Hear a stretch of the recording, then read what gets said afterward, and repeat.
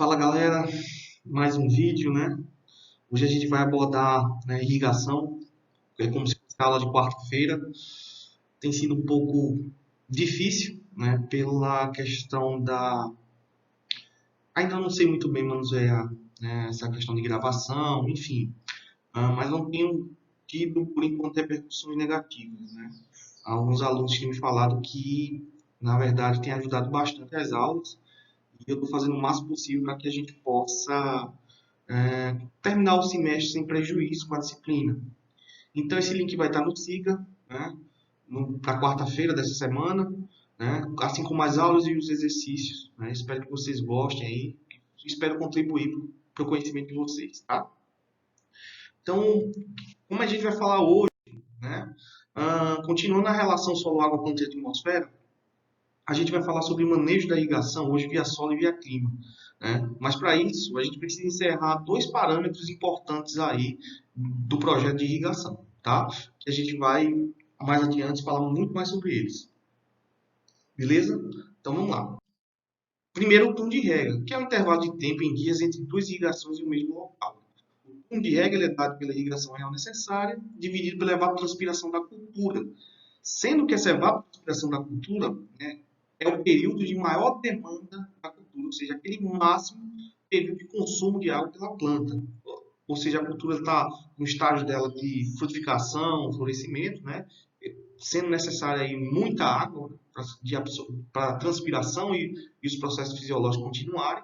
Então, é nesse período que a gente precisa pegar esse valor e estimar esse valor para poder utilizar o turno de rega. Esse turno de rega é muito importante em projeto de irrigação e a gente vai ver isso no decorrer aí das aulas, tá bom? O turno de rega também pode ser estimado tanto pela o manejo da irrigação, né, via clima como via solo, tá? E aí eu estou colocando também entre parênteses aí, né, aquela equação que a gente já viu, né, sobre os intervalos aí de umidade, tá? O outro parâmetro é o período de irrigação, que é o intervalo de tempo em dias necessário para o sistema irrigar toda a área, ou seja, né, quantos dias eu vou precisar irrigar a área, e aí tem um menos um aí que normalmente é utilizado para você tirar um dos dias para fazer manutenção e observação no equipamento, tá? Eles sempre devem ser igual ou inferior ao turno de rega, né? Nunca menor, nunca maior, desculpem, nunca maior, mas, enfim, o período de irrigação ele é importante, né, para a gente poder fazer uma setorização, por exemplo, do sistema, e a gente vai ver mais adiante, né? Para manejar a irrigação de forma adequada, se possível, deve projetar o sistema para funcionar com 1 ou 2 dias de folga entre irrigações sucessivas. É justamente aquele menos um ali que pode ser arbitrado, pode ser menos dois, né? A depender não pode existir, né? Por exemplo, às vezes o turno de rega da irrigação por gotejamento, né, é diário, né? Então, isso é muito relativo, tá bom? Bem, e aí a gente vai ter um exemplo, né? Vou tirar a câmera rapidinho para vocês olharem. Vocês estão olhando aí, né, o exemplo, dadas as condições de solo, planta, de irrigação, calcule o que se pede, né? Eu vou ter informações de umidade, na capacidade de campo e ponto multipermanente, né, a base de massa, a densidade do solo, a cultura é o feijão, sendo o plantio no dia 1 de março. Z é a profundidade do sistema radicular, que está em centímetros, e aí cada duração fenológica da cultura, né? No caso, a fase 1, 15 dias, a fase 2, 30 dias e a fase 3, 25 dias. Vamos usar aí, né, 40% da capacidade real de água, ou seja, o fator de disponibilidade de água igual a 0,6. A irrigação é por aspersão, com 85% de eficiência, e aí os KCs em cada fase, né, 0,55 para 15 dias, fase 1, 1,15 para 30 dias, fase 2, e 0,25 para 25 dias na fase 3, certo?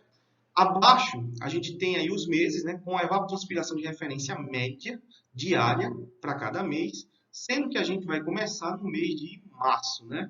O mês de março, nesse caso, né, ele está aqui, 5,7, não é isso? Pronto. Então, a gente começa no dia 1 de março, né? Vai adentrar aí, com certeza, em maio, né? Acho que na fase 2, né? Que vai ficar entre os dias de março e abril, né? E por fim, devemos pegar mais um pedacinho aí do mês de maio. Então, começamos em março, né? Depois na fase 2 vai ficar entre março e abril, e na fase 3 vai ficar entre abril e maio, correto? Então, o que é que a gente pede aí? Calcular a irrigação real necessária, a irrigação total necessária, o turno de rega e o período de irrigação, ok? Então, indo, né, com todas as informações abordadas e indo para o exemplo, né, o que é que a gente tem, né, no exemplo? Né? Calcular IRN, né? Eu tenho a umidade na capacidade de campo, né? O ponto de murcha permanente. Estou colocando em decimal, isso eu expliquei em sala, né? Todo mundo lembra das duas maneiras de fazer, né? E por que se chega a milímetros. A densidade do solo, tirar o sistema radicular em centímetros, colocar em milímetros, e aí o fator de disponibilidade de água 0,6, tendo uma IRN, então, de 42 milímetros, certo? Essa é a lâmina de irrigação a ser aplicada. A ITN, né, que é a irrigação total necessária, também conhecida como a lâmina bruta, vai ser 42 dividido pela eficiência. No caso do sistema é a aspersão, né, o sistema de aspersão. Então, colocamos aí em decimal, a eficiência fica 0,85. Então, no fim, a lâmina bruta vai ser de 49,4 milímetros, ok? Beleza, então o primeiro passo está resolvido, falta-se o segundo. Para o segundo passo, né, que é calcular justamente o turno de rega e o período de irrigação, eu preciso identificar aí, né, qual é o período de maior demanda da cultura. A gente sabe que a fase, né, ela vai começar no dia 1 de março, né, o plantio. Então, como a primeira fase são 15 dias, vai do dia 1 de março até o dia 15, né? Então, a gente tem aí uma evapotranspiração de referência média para o mês de março de 5,7 milímetros, e um KC da fase 1 de 0,55, conforme o exercício. Portanto, a evapotranspiração da cultura, nesse caso, vai ser 5,7 vezes 0,55, ou seja, evapotranspiração de referência multiplicado pelo coeficiente cultivo. E aí eu tenho 3,1 milímetros, certo? Adentrando na fase 2, né, eu vou ter aí, né, o período de 16 de março a 31 de março, né? Que é a fase, né, onde eu tenho ainda uma evapotranspiração do mês de referência do mês de 5,7 milímetros e um coeficiente de cultivo aí de 1,15, aquele coeficiente de cultivo que eu já expliquei em outra aula, do qual a planta está na fase aí, né, de desenvolvimento, frutificação, florescimento e frutificação, ok? Então, o que acontece, né? Multiplicando aí a evapotranspiração de referência pelo coeficiente de cultivo, eu vou ter aí a evapotranspiração de 6,55 milímetros, maior do que na fase 1. Só que lembrando que a fase 2, né, ela tem 30 dias. E como eu comecei no dia 16 de março e vou até o dia 31, o que acontece? Eu vou agora tentar em fevereiro com os outros 14 dias, correto? Então, os primeiros 16 dias foram em março e os outros 14 dias vão ser em abril. Então, o que é que a gente tem aí? Do 1 de abril a 14 de abril vai ser a próxima fase. Então, a gente vai ter aí uma evapotranspiração de referência para o mês de abril de 4,4 milímetros e um KC continua sendo da segunda fase de 1,15. Portanto, multiplicando a evapotranspiração de referência pelo KC, dá uma consertadinha aí que aqui é 4,4, né? Certo? Coloquei em 4,4, ok? Aí eu vou ter, né, 4,4 vezes 1,15, 5,06 milímetros, certo? Continuando na fase 3 agora, né, depois da fase 2. A fase 3, para quem não lembra, é de 25 dias, né? Então, o que acontece? Eu vou pegar o mês de abril ainda e um pedaço do mês de maio, correto?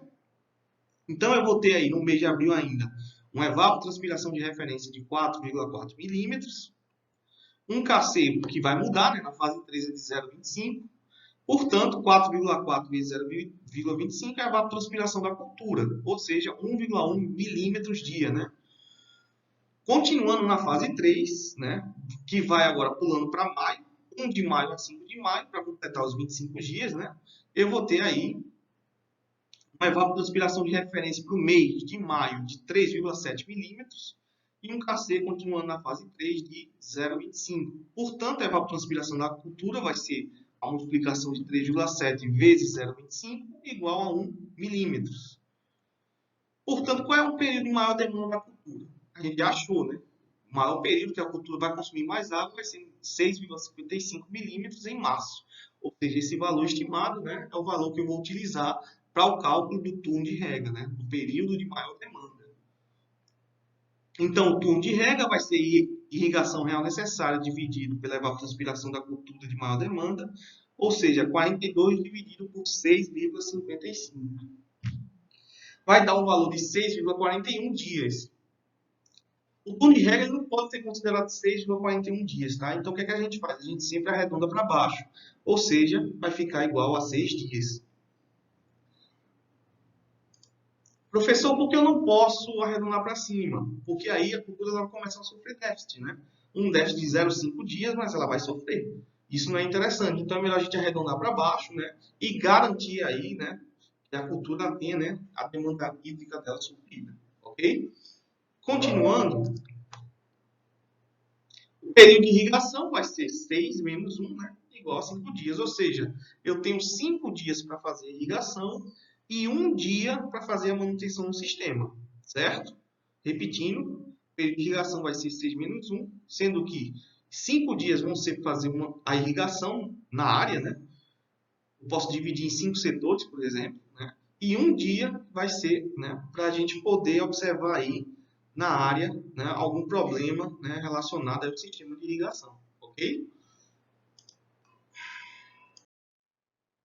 Tranquilo. Então, a gente conseguiu aí, né, passar o período de irrigação em turno de rega, que eram os fatores aí complementares do projeto de irrigação que faltavam, né? Então, mais na frente, a gente vai utilizar isso de maneira mais clara, né, para vocês verem como é importante isso para a gente poder dimensionar o sistema de irrigação, seja ele por superfície, né, seja ele aspersão, método por aspersão, método por superfície, ou até o método de irrigação localizado, tá bom? Bem, e aí vem o manejo da irrigação. A gente tem todas as ferramentas agora para poder fazer o manejo da irrigação. E aí eu coloquei essa frase, que é do professor Frisoni, da Universidade de São Paulo, né? E diz o seguinte, né? Que o manejo da irrigação pressupõe o uso criterioso do recurso hídrico disponível para se maximizar a produtividade das culturas com eficiência no uso da água, da energia, dos fertilizantes e outros insumos empregados na produção, considerando os aspectos sociais e ecológicos da região. Ou seja, no manejo da irrigação, ele não tem só uma questão econômica envolvida, ou seja, eu vou utilizar menos água para bombear menos, consequentemente, pagar menos água, pagar menos energia elétrica. Não é só isso, né? A água é um bem precioso, né? Principalmente aqui no estado do Ceará, e é essencial que a gente possa usar ela de maneira criteriosa, né? E só utilizando realmente o necessário. Então também tem um fator ecológico aí, meio ambiente ambiental, que é essencial, tá bom? Bem, com relação ao manejo, a classificação da irrigação quanto à necessidade pode ser irrigação total, ou seja, eu vou suprir totalmente a evapotranspiração da cultura. Aquela famosa frase que eu falo muito para vocês em aula, né? O que seria irrigação? Basicamente, repor o que foi perdido por evapotranspiração, ou seja, se evapotranspirou 5 milímetros, eu vou repor 5 milímetros, nem mais nem menos, certo? A não ser que aí venha entre fatores como salinidade, enfim, mas não vem o caso agora. E a irrigação suplementar, que é a água necessária ao atendimento da ETC, proveniente em parte da irrigação e em parte da precipitação efetiva. É muito utilizado quando você tem grandes áreas, né, principalmente na cana-de-açúcar e outros que existem sistemas de irrigação, em que se aproveita aí o período de chuva, né, para poder fazer o calendário agrícola, né, de semeio, né, plantio, enfim, dependendo da cultura, certo? E aí algumas estratégias do manejo da irrigação que a gente tem, né? A irrigação plena, que atende, né, 100% da demanda da cultura, né? E pode ser praticada com irrigação total suplementar, né? Ou seja, aproveitando aí o calendário de chuvas, né? E aí a gente tem a irrigação com déficit, que atende somente uma fração da evapotranspiração da cultura e pode ser praticada com irrigação total suplementar, ou seja, eu vou aplicar 50% da IPC e os demais valores, né, vão ser repostos pela chuva. Isso pode acontecer. E aí a irrigação de salvação é aquela que a gente não tem, né, água, a cultura é basicamente de sequeiro, mas num momento aí que crítico, né, devido à baixa pluviosidade, né, é necessário aplicar uma lâmina para que a cultura não entre no estado de ponto de murcha permanente, né, ou seja, a umidade ela não chegue no ponto de murcha permanente. Isso é comum, né? As pessoas utilizavam muito canhões autopropelidos para poder fazer isso, né? Hoje em dia não está sendo muito utilizado, mas a irrigação de salvação é um mecanismo importante aí para poder tentar reduzir algumas perdas, mitigar perdas de produtividade devido à baixa chuva e pluviosidade da região, certo? Bem, e aí o manejo da irrigação, tecnicamente a gente vai entrar em dois, que são os mais importantes, né? É o via-solo, né? Um monitoramento da água no solo, né? Nesse caso aí a gente normalmente utiliza a umidade do solo, né?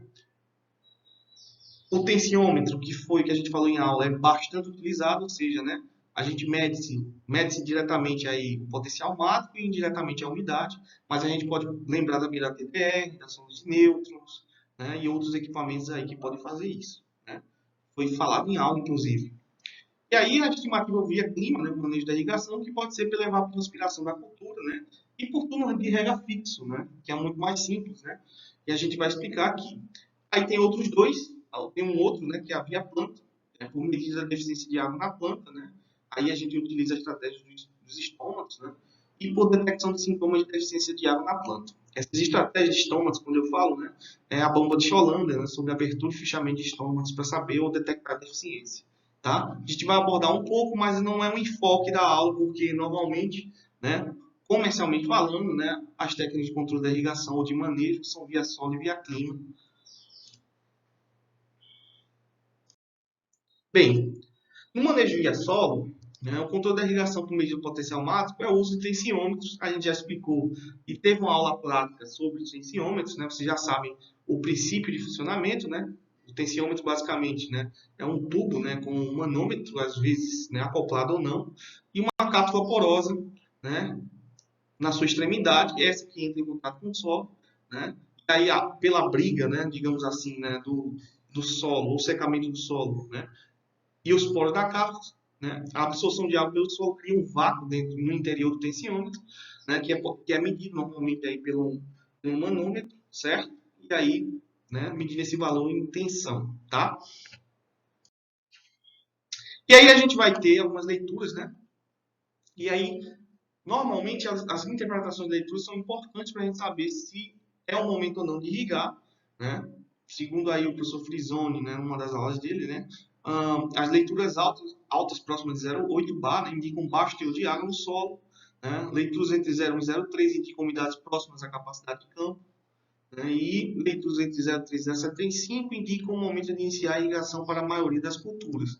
Contudo, a gente precisa entender também que a textura do solo, né, e a capacidade real de armazenamento de água no solo também ditam essas regras, né? Porque a tensão ela vai variar basicamente de acordo com a textura do solo, né? A capacidade que o solo tem de armazenar água, e isso, a própria umidade da capacidade de campo também vai variar, como eu falei numa aula anterior, certo? E aí eu tenho aqui,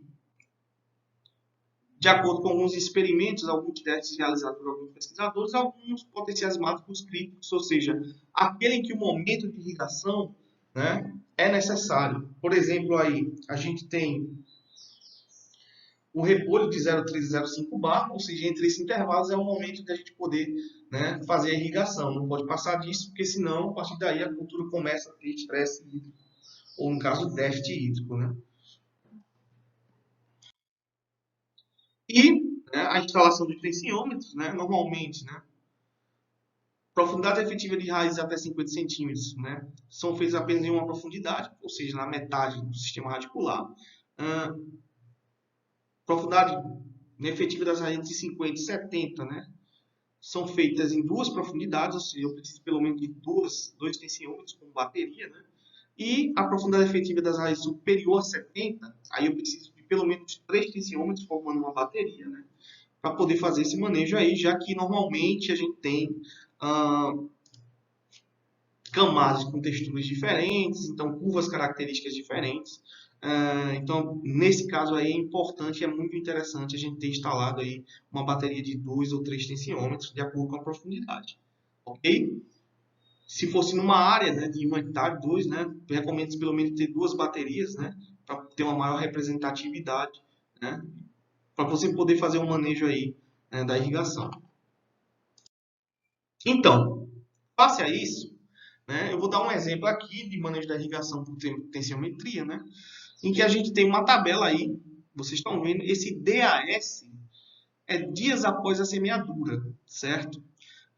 Então, eu tenho aí um feijão, né, em fase de pleno desenvolvimento, onde eu tenho a umidade na capacidade de campo, a umidade no ponto de múltipla permanente, a profundidade do sistema radicular, a densidade do solo, o fator de disponibilidade de água, certo? E a equação da curva característica, cujo qual a gente já viu e trabalhou isso, né, em sala de aula. Então, o que acontece? Né? Imaginando aí que a gente vai numa área, vê um tensiômetro instalado, né, nessa área de feijão, e observou-se que a tensão está em 0,1.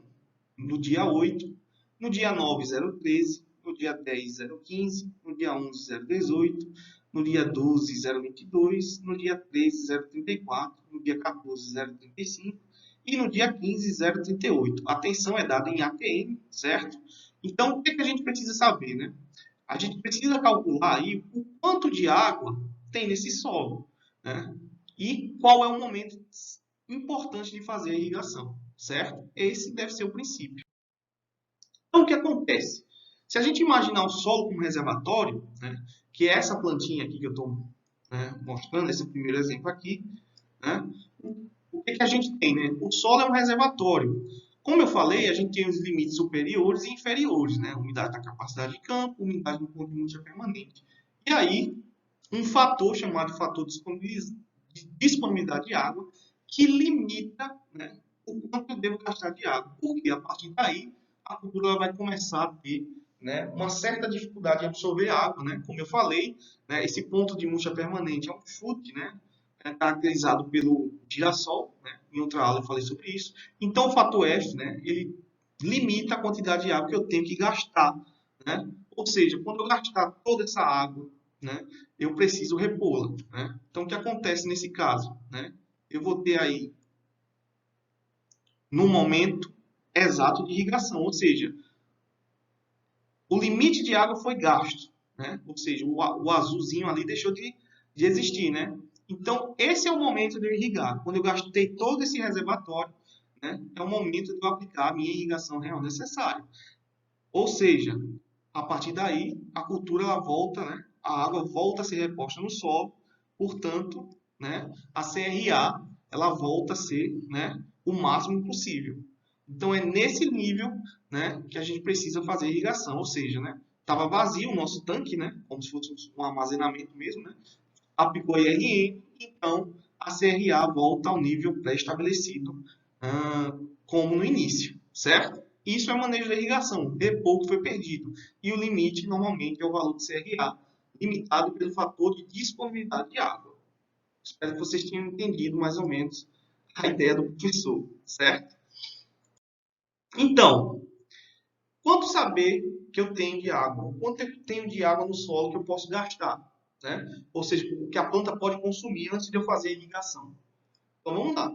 No 8º dia, após o semeio, né, daquela tabelinha lá, eu vou calcular a umidade atual. Eu tenho a equação, né, do tensiômetro, certo? A curva característica, desculpem. Então, o que é que eu tenho aí? 22,5 vezes a tensão, que é aquele x, lembram? 0,1 elevado a menos 0,21. Então, a umidade naquele momento está igual a 0,365 gramas por grama. Caracterizando esse 0,1 como uma umidade na capacidade de campo, ou seja, essa tensão, né? A tensão escolhida, né, para se calcular a umidade na capacidade de campo, então a umidade na capacidade de campo é 36,5%, tá? Ou 0,365 gramas por grama. O ponto de múltipla permanente vai ser normalmente 15 atm, como eu expliquei anteriormente em aulas passadas. Então, 12,7% ou 0,127 gramas por grama. Tendo os limites, eu tenho a capacidade real de água, ou seja, quanto de água tem no solo. Limite superior, 0,365, menos limite inferior, 0,127, vezes a densidade do solo, vezes a profundidade do sistema radicular em milímetros, vezes o fator de disponibilidade F, 0,4. Então, quanto eu tenho? 47,2 milímetros. Esse é o valor máximo que eu tenho e que pode ser gasto, certo? Então, se esgotar o 47,2 milímetros, eu vou precisar aplicar uma lâmina de 47,2 milímetros para repor, né, e o solo esteja novamente na umidade da capacidade de campo. Ok?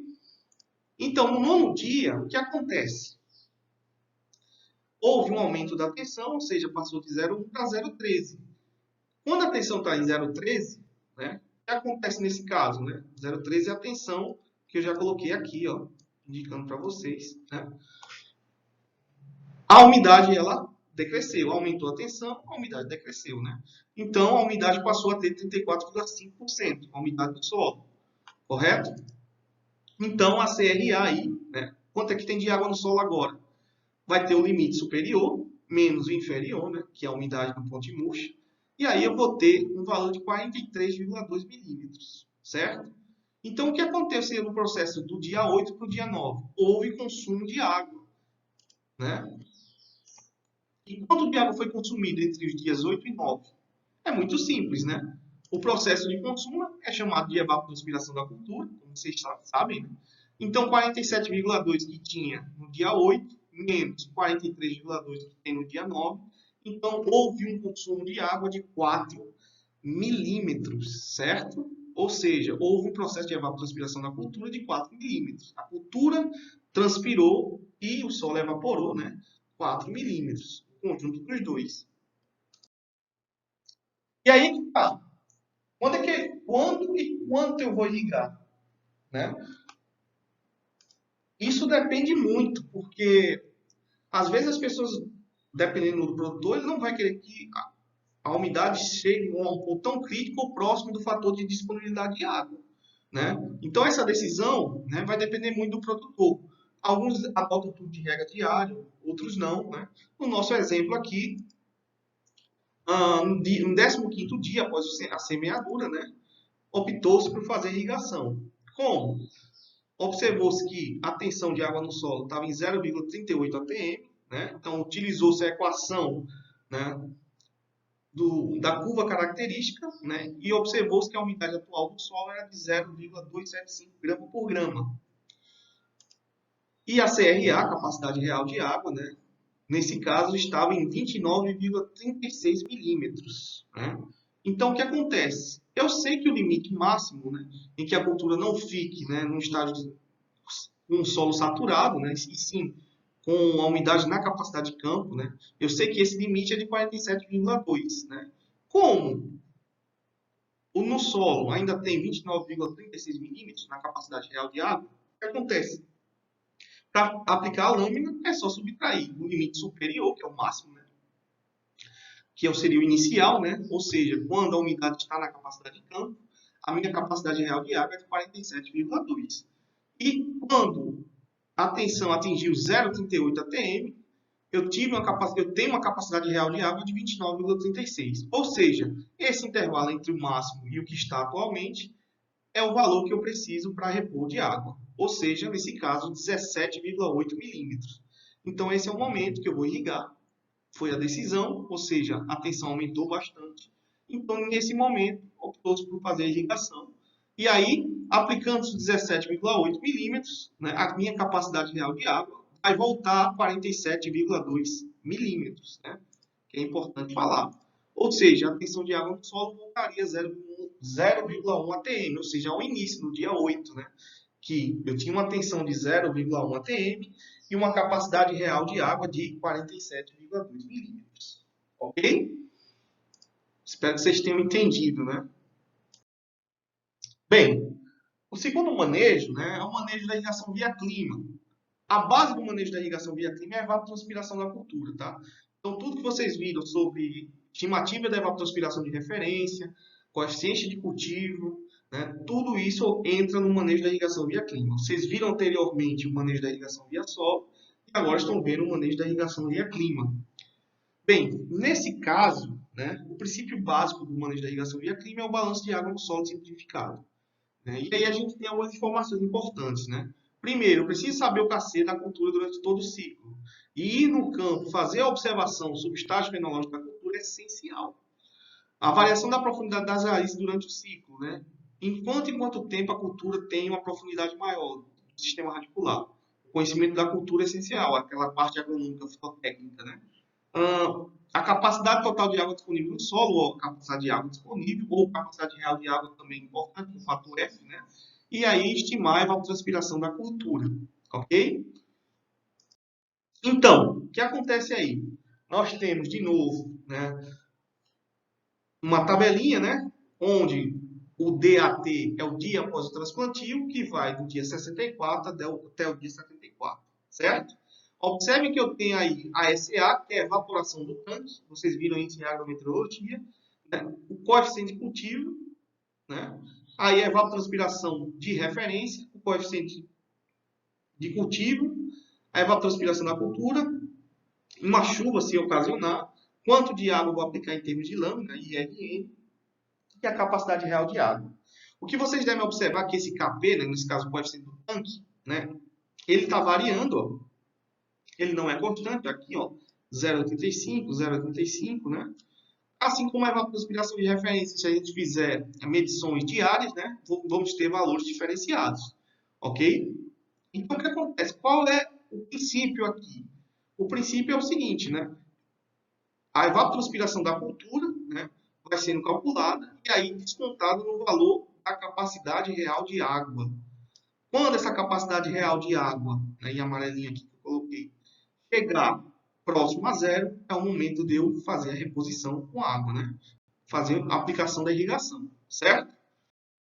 Então, o que acontece aí no exemplo, né? A gente vai ter, de novo, né, o solo como reservatório, ou seja, nesse primeiro exemplo aqui, né? Foquem aqui, por favor, né? Setinha amarela. Você tem o solo totalmente preenchido de água, certo? E aí, num segundo momento, né? Aqui agora, né? O que é que a gente tem? Novamente o solo preenchido com água, mas começa o processo de evapotranspiração. Ou seja, a cultura no primeiro dia vai consumir uma parte da água disponível, da CRA, né? Depois, no segundo dia, outra parte. E depois, no terceiro dia, outra parte. É um exemplo, certo? Ou seja, é nesse momento aí que eu preciso fazer, né, a irrigação.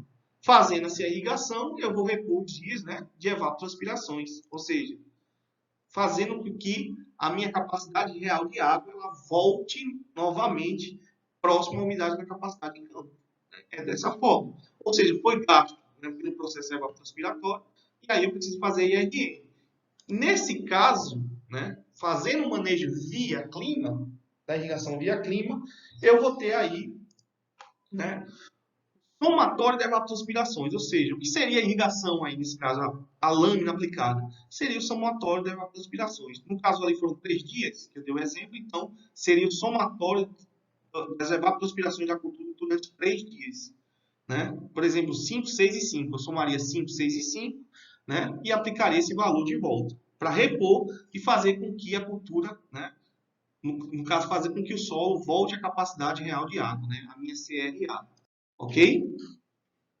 Voltando ao exemplo lá, o que é que a gente vai ter? No dia 64, após o transplantio, né, eu vou ter, no caso, uma evaporação de 5,67 milímetros, uma evapotranspiração de referência, né, fazendo a multiplicação da evaporação vezes o coeficiente do tanque. Lembram disso, né? Pelo amor de Deus. Né? Que dá 4,25 milímetros.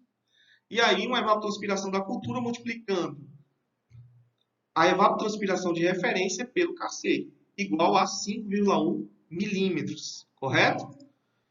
E aí o que eu vou ter? Como eu tenho uma capacidade real de água de 15,12 e evapotranspirou 5,1 milímetros, então é fazer o desconto, né? 15,12 menos 5,1, eu vou ter só de água agora 10,02. Reparem que a capacidade real de água é menor do que o solo anterior, que eu dei um exemplo. Por quê? Porque esse solo não consegue armazenar tanta água. Tecnicamente deve ser um solo mais arenoso, né? No dia 65, da mesma forma, evaporação de 5,23, e aí o cálculo da evapotranspiração de referência, e depois da evapotranspiração da cultura, né? Então, descontando aí a CRA que tinha, né, que era 10,02 do dia anterior, menos o 4,7, eu vou ter agora uma capacidade real de água de apenas 5,3 milímetros. No dia 66, da mesma forma, de novo, evaporação, evapotranspiração de referência, evapotranspiração da cultura. E aí, novamente, eu vou tirar do que ainda tem de água 5,3 menos 3,47. Então, só resta 1,82 milímetros. Ou seja, aí é o momento de decisão. Eu vou irrigar ou vou esperar, né, um próximo dia. Se a evapotranspiração da cultura é maior, a cultura começa a sofrer déficit. Né? Ou seja, eu vou estar passando daquele fator lá, F, né? O nosso fator limitante. Se eu irrigar agora, tomar essa decisão, né? Então eu posso aplicar uma lâmina e não correr esse risco. Então, o certo, né? Em termos de decisão, imaginando que a gente tem uma disponibilidade de água, né, total, né, que possa suprir 100% da evapotranspiração, então o mais interessante é repor essa água, né, para que o solo volte à capacidade máxima de água, né? Ou seja, que a CRA ela possa voltar aí a 15,12 milímetros, ok? Ou seja, na umidade e na capacidade de campo, né, que é limite superior. Portanto, né, no dia 67, após o transplantio, eu vou ter aí uma irrigação real necessária. A lâmina que vai ser aplicada. Quanto é que vai ser? Do máximo que eu tenho, porque ainda falta. 15,12 menos 1,82 vai igual a 13,29 milímetros. Ou seja, essa vai ser a lâmina de irrigação que vai ser aplicada. Certo? Ou eu posso fazer apenas o somatório, como eu falei, das evapotranspirações. Pegar do dia 64, 65 e 66. 5,1, 4,7 e 3,47. Podem observar lá que a evapotranspiração do primeiro dia foi 5,1, do segundo dia 4,7 e do terceiro 3,47. Né? A evapotranspiração da cultura. Então, percebam que os valores estão próximos, não exatamente iguais por causa de questão de arredondamento do professor, certo? Mas o princípio é o mesmo, né? Então no caso aí, eu aplicaria essa lâmina de aproximadamente 3 milímetros, né? E aí faria com que, né, aquela quantidade de água necessária fosse reposta novamente, né? E aí a planta, né, não sofreria nenhum estresse, né? Bem, também existe o manejo da irrigação via clima, né, que eu posso trabalhar aí com tubo de rega fixo. Nesse caso aí é basicamente o mesmo exemplo, né? Só que eu tenho algumas alterações que eu fiz, por exemplo, né, o KC aqui, eu posso observar que há uma mudança no dia 67, né? Ou seja, quer dizer que a cultura mudou de fase, né? Então, essa observação é importante, né, para fazer os cálculos. E aqui também alterações no coeficiente do tanque devido às relações de umidade e velocidade do vento terem mudado, né, nesse período, ok? Então, nesse caso, vou trabalhar aqui com um tubo de rega fixo de 4 dias, certo? Então, o que acontece? Independente de qualquer coisa, o fator de disponibilidade de água está ou não próximo nesse valor, ao valor, à umidade, né? A capacidade real de água, né? Está próximo ou não de se esgotar, independente, né? Olha aqui, ainda tem um intervalo aqui, né, de água. Vocês estão vendo aqui?